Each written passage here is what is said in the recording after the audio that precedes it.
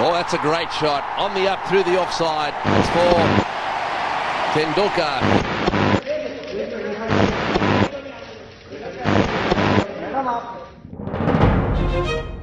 সচিন টেন্ডুলকারকে এই মুহূর্তে কার প্রয়োজন সবচেয়ে বেশি, মহেন্দ্র সিংহ ধোনির না মনমোহন সিংহের?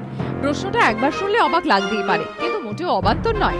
কারণ ইডেন টেস্টে যেমন ধোনির দল খুব একটা সহজ জায়গায় নেই, তেমনই রাজ্যসভাতেও কঠিন লড়াইয়ে মনমোহন সিংহ। লোকসভার মধ্যে রাজ্যসভা থেকেও যদি মুলায়ম ও মায়াবতী ওয়াকআউট করেন, তাহলে ভোটাভুটিতে জিততে হলে রাজ্যসভার 10 জন মনোনীত সাংসদের দিকে অনেকটাই তাকিয়ে থাকতে হবে মনমোহন সিংহকে। আর এই 10 জনের মধ্যে অন্যতম হলেন সচিন রমেশ টেন্ডুলকার।